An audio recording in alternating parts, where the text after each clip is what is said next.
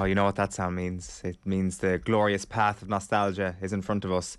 The most reluctant nostalgia piece potentially ever is Euro 2012 look back. We're going to be joined by Simon Cox of the Republic of Ireland, who played in that squad, in just a moment. Dan McDonnell's been with us in studio all morning, just waiting for this moment, waiting for your opportunity to remind yourself. It was like an alarm call that you had in your head throughout that entire month. At around this time 10 years ago, the Irish fans had departed. It was a year and 3 days ago, that game against Italy, to be precise. So where were you today, 3 or 10 years ago? I was still in the country. Still in the country. I was still in the country. So Sopot was the base, and again, like I think most Irish fans were there would remember Sopot. Some people might have flown into Poznan, say, directly and stuff. I mean, I always hear the stories of I think last week I posted a tweet about the Spain anniversary game, and some guy responded to say that the Spanish game was the second game, and he had to leave at half time in that match to begin his overland, I think a flight, and then a sort of a flight, ferry, and then a cross Europe trip to Poznan for the final game against Italy, which was a complete dead rubber. I remember speaking to people at the time who were flying out for the third game, thinking we won't do the first two. Let's fly out for the third match. Knockout stages. Yeah, and maybe stay on for the knockout stages. So, but I stayed in the country, so I went back to Sopot. So it was a little bit like 28 days later or something, where you arrive back in, because a lot of people had gone home from Poznan, but I had to go back. I think I had one night left in the hotel, and maybe I'd left some stuff there. And you walk through like the town, and it's just like deathly. It's like, oh, that's actually a square, which previously it was just like this massive human bodies, just like, people being chairlifted around the place. I mean, many of them FEI officials. and then you get to the hotel, and there was a package deal that a lot of the Irish media were on. So I walked in, and like sort of the person in reception vaguely recognised you, and it was like, oh yeah, you're back. And I sort of said, yeah.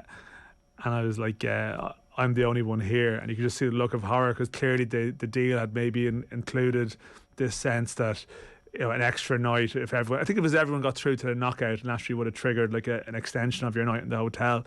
I think I was the only one that went back, so they practically much had an empty hotel that night, and it was just me, who then had one night there, and then I stayed on for the rest of the tournament, and that was that. Yeah, 28 days later, it was bizarre. Yeah, I think Emma Malone would have stayed on as well, and maybe one or two others, but otherwise it was that sense of the party's over. You mentioned the Spain game. I mean, how could we ever forget this?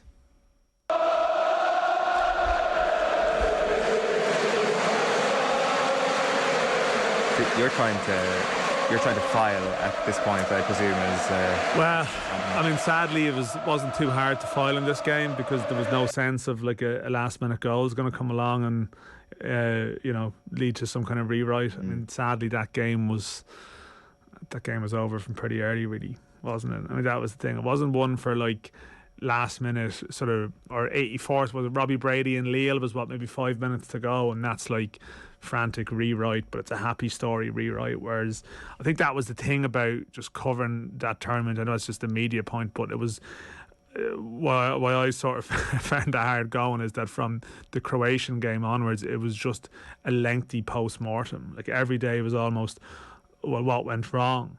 And then, okay, the Spanish game was a brief flurry of, well, actually, maybe, just maybe there's a chance, maybe there's a chance.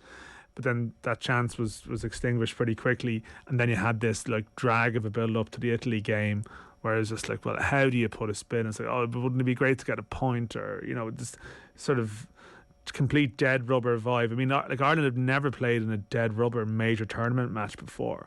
It's sort of like, it's sort of a surreal thing where it's like, yes, you're in the stadium and this is a big major tournament game, and yes, it's part of the rota, so a lot of people around Europe are watching this game, yet I don't know, it obviously had meaning to people who were involved. I know I might talk about, like, one of the things was the trap didn't actually really rotate and give some of the squad players a game, was just created their misery. Like Stephen Hunt did that sort of amazing column at the end of the tournament, which just summed up the feelings of a lot of the fringe players. But it was just this long, relentless sort of, players didn't want to be talking to us. We probably didn't want to be talking to players, because what can you actually say?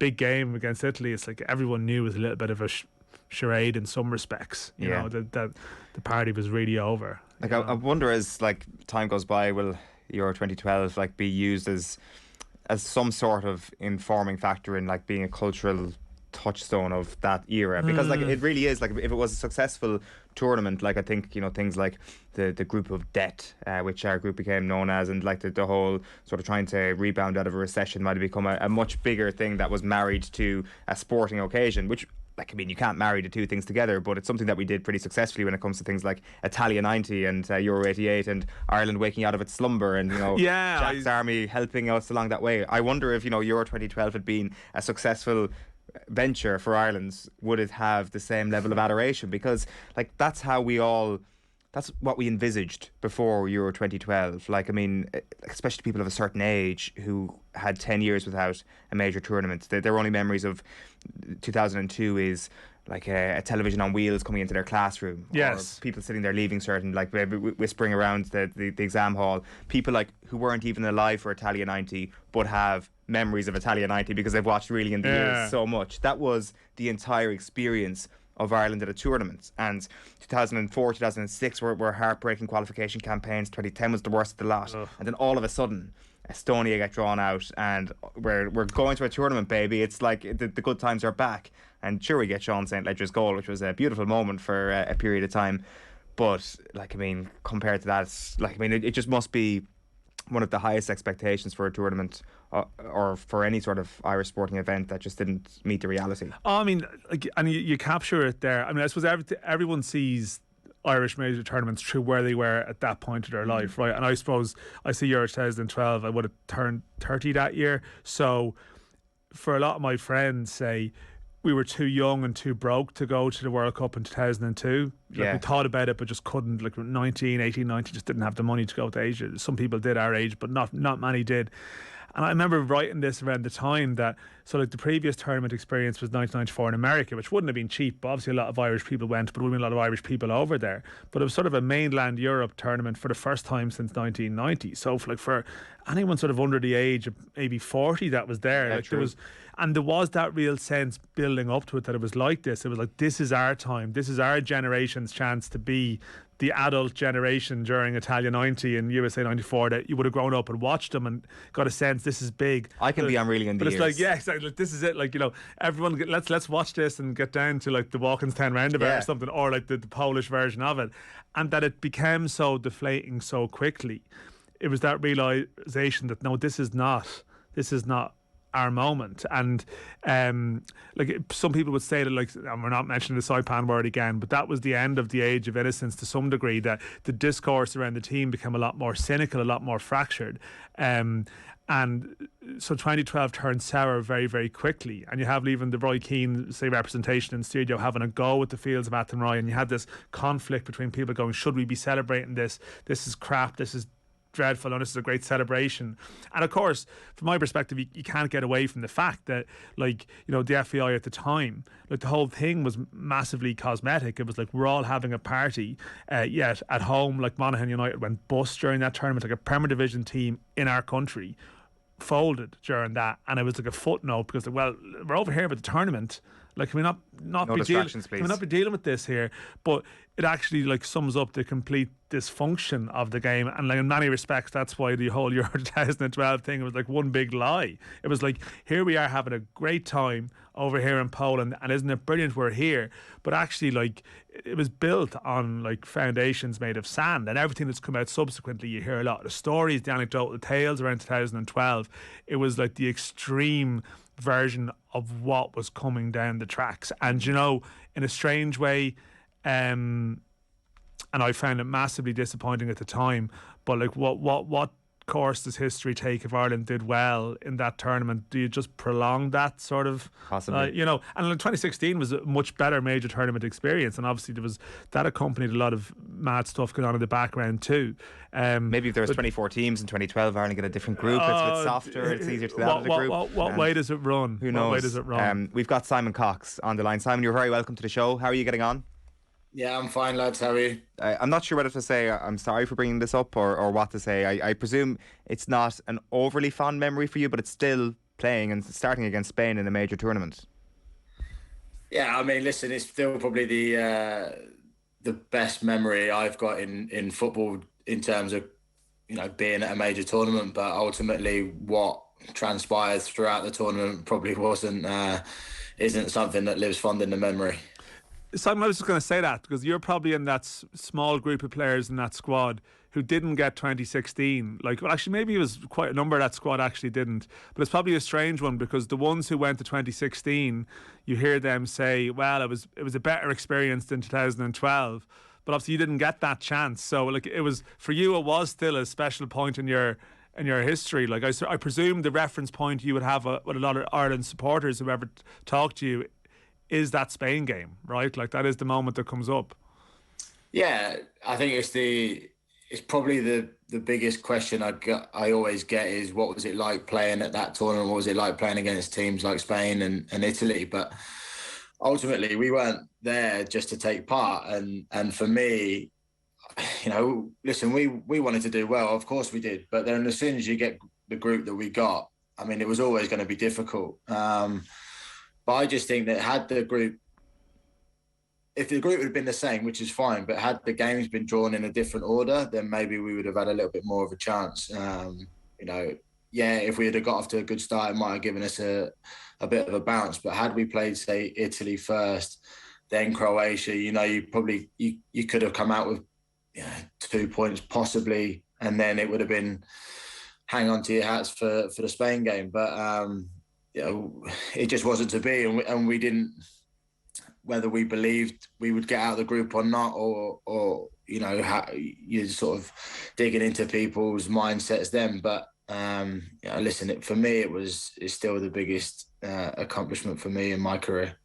The group is a problem when it comes to like expectations and trying to get out of it. I mean, it's just the talent you guys were up against. In terms of the stuff that you could control, in terms of the organisation, in terms of logistics, when did you realise that maybe the tournament hadn't been handled perfectly and maybe things could have been done a little bit differently? Well, we went to Italy to start with. We went to Montecatini, and we flew in there, and then we played a game against Hungary leading up to the tournament. Then we went obviously over to Poland and. Which was great, travel was fine. Got on the bus to the hotel, checked in. There was obviously a little bit of concern over families getting there and where they stayed and all that sort of stuff. But because they weren't allowed to stay in the same hotel, they had to stay in a different hotel. So it was all of that sort of stuff. That's part and parcel of that, I guess. Then we had the open training session, and I mean, you guys have probably been to loads of tournaments and been around sort of finals and things like that. When you do open training sessions, you put in a stadium and you get supporters that come and watch, and all they want to see really is sort of crossing and finishing. It's just a time for the players who have done a little bit of travelling to stretch your legs, say hello to people. We did possession, and we did like full on training session without any fun. Which was trapped, you know what I mean? Like it was all business and no pleasure really. But we sort of looked at it and we played a possession game with no goals. And if you were a supporter coming to watch that, you'd be thinking like, I've travelled all this way to come watch, not necessarily the open training session, but see the lads enjoy training, get to speak to people and all that sort of stuff. And I've come to watch a possession training session, so that wasn't a great start. And then, but then all of a sudden, you get into it, and the build up to the first game, the Croatia game, it just intensifies, 100-fold really. You had didn't the players have to sort of barter for a day off around that time, wasn't it? To the build up to that first game, there was like I seem to vaguely recall at the time an email or something coming through that like training had been called off, and I think it was a product of this like intense build up that you had, right? Yeah, I can sort of vaguely remember that we'd gone from.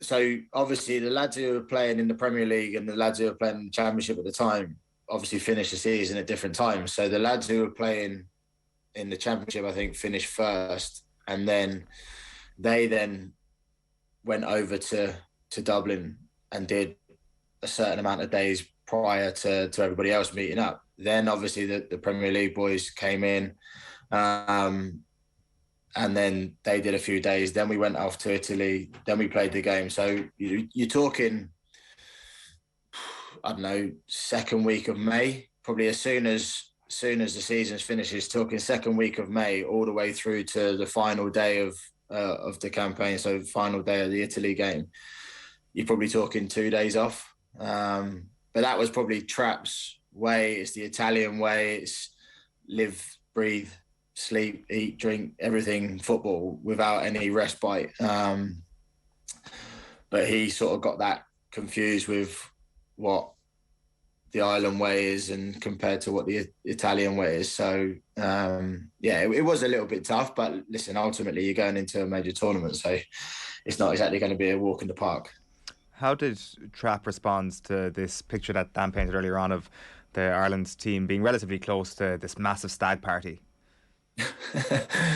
I don't think it was that, but he's such an experienced manager, and he understands what it takes to be successful.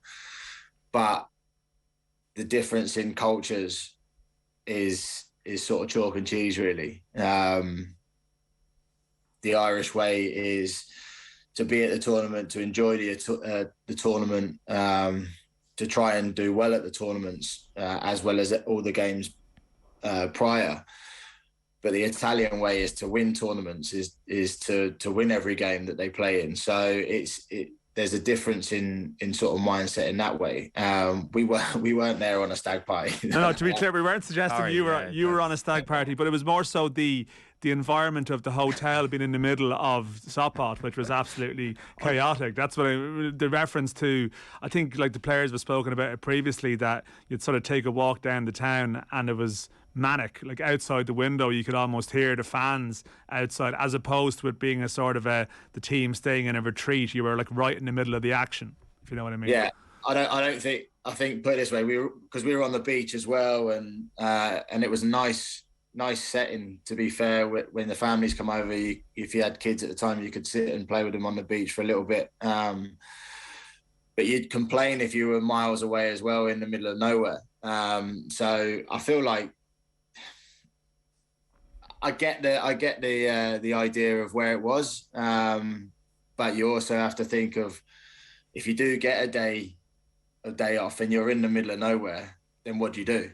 So it's a tough one. I think they did okay in that sense. Possibly shouldn't have been right in the middle of town, because all of a sudden, as soon as the build up to the games, to one day before the games, all of a sudden your hotel was manic and raucous in the bar area. So there was little to no sleep happening anyway. So it's fine.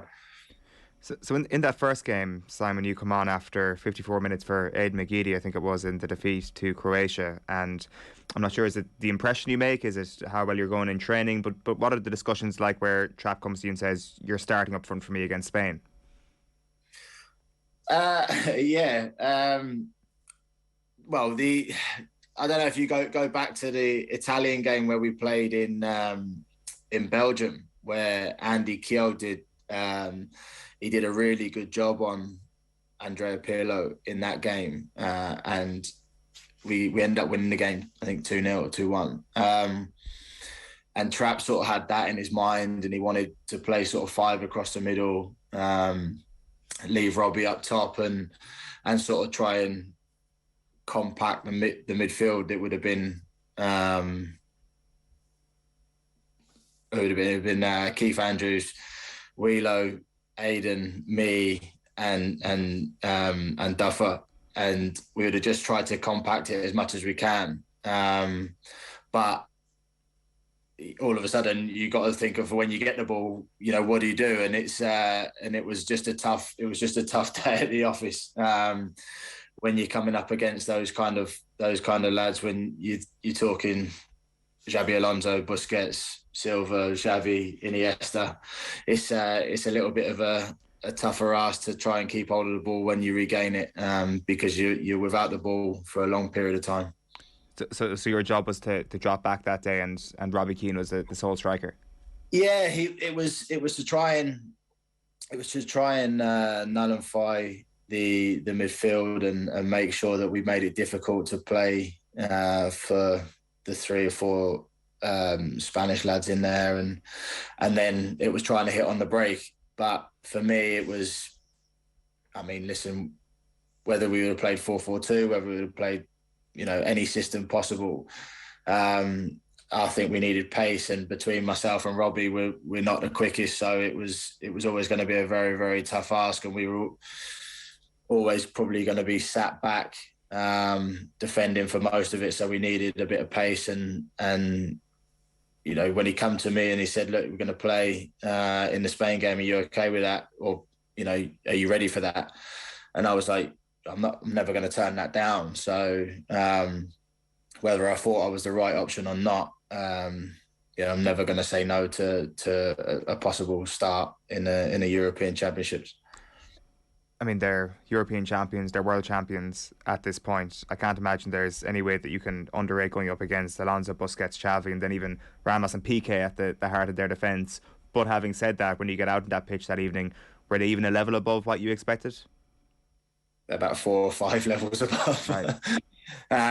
They just, listen, I think the fact that majority of them all play together, they either play Barcelona or they play at Madrid. Obviously, there's a few that played in England as well, but majority of them know exactly the way they play all the time. So it is possession-based football. It is, exactly who's comfortable. I mean, one thing that I loved about sort of playing against it is that Ramos and Piqué split and Busquets just sat in the middle of them two, and they allowed their fullbacks to just go. They had so much respect and so much belief in Busquets that he was able to sort of just drop and be that sort of focal point of their build-up play, which made it made it very difficult for us, because the rotation of their midfield was just incredible. So, it was a big lesson. After that, and I guess the situation where you've got like a wind down into Italy, which is essentially a dead rubber game. What are those days like between that Spain and that Italy game? Well, we got a day off after that one. I think I think it was just one of those that you need to sort of go see your families, try and get yourself back into some sort of frame of mind where you can have a go at the Italians. And I remember sort of walking around the hotel and going for a coffee, and it was tough. It was tough, and then we obviously had to fly to the new hotel and play the Italian game, but we still felt that there was a possible chance of getting something from that game. It wasn't down tools. It wasn't give up at all. It was let's have a go at this and see how we get on. But it wasn't to be. We weren't good enough on the day. Sorry, are you taken off at halftime in the Spain game? Yeah. So you all of a sudden are the scapegoat for that evening? Well, I think, I can't remember what the score was at halftime, 2-3 or whatever it was. But I mean, obviously, what the decision to be made was that we weren't 1-0. Was it 1? So, well, I mean, it wasn't that bad then. But yeah, I mean, obviously, what was happening probably wasn't was what was required, and I guess, like I said, I think we needed some pace. So coming off and bringing, I think Doyle came on, did he? Walters maybe. Yeah, I mean, it's tried to erase it from my memory. But we needed something, and at 1-0, possibly did we need the chart, or did we try and get back into the game, and then we got hit on the counters and everything else. So maybe that was the case. Just Simon, I know you actually had quite good time for Trapp and Marco, and sort of they had good time for you clearly, because they gave you some chances in some really big games. But I think the broader public perception outside, I mean, Trapp was given a new contract before the tournament, but it felt like it was very damaging, that exercise, that whole competition. And I think after that, even that autumn, it got a bit testy pretty quickly for Trapp. Was there a sense of it actually felt like the end of something at the end of that competition, if you know what I mean. Like it felt like that was the real turning point for Trapp, that tournament, that it promised so much, but afterwards it was almost like the slow countdown, unfortunately, to his departure. Yeah, I mean, listen, Dan, I think because we went something like 14 games unbeaten leading up to the tournament. So I think if any manager in international football goes 14 games, they're probably looking like they're going to get a new contract anyway. Just the way it works, 14 games is probably 2 years or so in international games. So if you're not in tournaments, so it's he obviously done well, but you then have the fact that you've got a major tournament, and normally when you look at international managers, they're sort of their success is developed on whether they do well in the tournaments to whether they get new contracts or not. But the fact that he got a new contract before the tournament suggested that he was the man going forward. And then obviously how the tournament unfolded, there was obviously going to be a lot of backlash on one, his contract, and two, the fact that he got one on how the tournament ended. Simon, our apologies for bringing this all up again this morning, but thanks a million for taking the call and being so generous with your time. Cheers, guys. Thank you. Thanks a million. Simon Cox there, striker with the Republic of Ireland in 2012 on the line there. Yeah, like, I mean, that you were kind of talking about it a little bit earlier on, Dan, that moment for a whole cohort of people going over is definitely just the sense of chasing O2 to a degree, isn't it? Even from your own perspective, is like, I mean, journalistically, Saipan being like the biggest story in the history of Irish sport, and your first tournament since 2002, you know? Yeah, well, yeah, not to personalise it, but yeah, it was the first time covering Ireland at a major tournament. It was like, this could be, this could be great. You could be sort of, what's that, writing the first version of history or something, and I mean, really, it wasn't that, as I said, it was like, it's a version of history. It's a version of history. Let's look at things that went wrong. But as I said, so much of the, like, in the moment, you get caught up in the day to day. Like, that's one of the things being on the beat. You cover the day to day. It's always the next thing, like what's going to happen. And sometimes it's only with the remove of time, like, you step back and look at the sort of absurdity of aspects of it, and it's sort of probably you sort of knew it in your time, but you were living it, so you were so used to it. What was the most absurd thing that happened from your experience? Yes, but it was just like, I mean, like, I don't want to go down this road, but it was probably just the anecdotal tales of, like, sighting of, John Delaney and various people around the place. I don't want to go into it again. We've been there before. Yeah. The stories are well told, but I mean, some of the clips are still there on YouTube. Like, they haven't been destroyed by history, and. But, like, everyone was caught up in the moment to some degree, and you did have these sightings of various things, and even, like, I think even as well, it's hard to talk about with sort of with Simon on the line, but I think the players were sort of given that day off after that middle game, and I think they just went for it. I think this has been spoken about before. It was like social, so it was like, it was citing that one or two squad members sort of ended up hearing, did you hear such and such was on the beach in the early hours? Like, it's like, did this really happen? It ended up just becoming quite sad in a certain way, but yeah, the absurdity was just, when you think about it, we're in this sort of, you'd always just hear what had happened in the cocktail bar last night or some venue or something. As I said, I'll stand over the stag party line. The players were not partaking in the stag party, to be clear, but there was that overall sense of loss of complete sort of chaos. And I think people who travelled will all have their stories as well. I think a lot of fans were, and I think maybe for some of them as well, like, I can look at it from a very cynical point of view, that I didn't particularly enjoy it after the first game. Like, I actually hated it, but that was just purely because of my own experience. Like, there could be friend groups listening to this who had the best trip of their life, like travelling across Europe, and it's something for them that they'll always cherish. And the football was disappointing, but it didn't matter because they had a great time. So I think sometimes, like, you can sort of put your own misery on the memory of it, but for a lot of people, I'm sure it was great times too. It kind of feels like it was a moment for everybody to say Ireland is back, and narrator, Ireland, we're not back. We all wanted it so badly. Yeah. We had it, like as you said, it's true. We had the Reading in the Years montage in our head, of course, before it started. We were chasing that. David McLean has been in touch to say Poznan was great crack, and I'm sure he wasn't the only one who had a phenomenal time. MOC, who says anyone who booked to see Ireland after playing Croatia, Spain and Italy needs their head examined, was never going to get out of that group, which I think is a fair point. Sean O'Connor goes along with that as well, saying God, it was some shocking group to get. James Carew says someone whistled in the crowd before St. Ledger's goal and everyone thought it was offside, so we couldn't even enjoy that. Yeah, I remember that very clearly actually. Yeah, that's a good memory. Yeah, I was in a pub, so we didn't hear that whistle, so like that moment was just glorious. That was like, this is what it is to be an Ireland fan who isn't a child. I mean, this is what it's all about.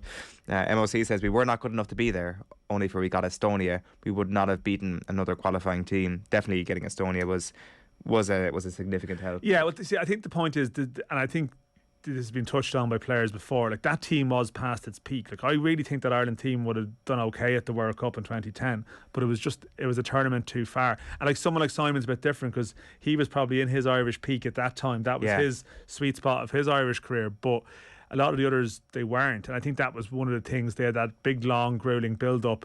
I think quite a few of the players had long seasons and were playing through injuries. You saw Seamus Coleman and Yerevan there recently, end of a long season, just wasn't physically at his peak and he struggled. I think there was quite a few Irish players in that boat as well. Yeah, in that tournament, that had a big factor in it. And then finally, Philip Nolan says there was a few young players that came through around that time that should have been brought in, but Trapp stuck with the team that got us there, unfortunately. Yeah, well, McLean was brought in, but he was 23. Like Seamus Coleman, I think would have been 24 and wasn't brought.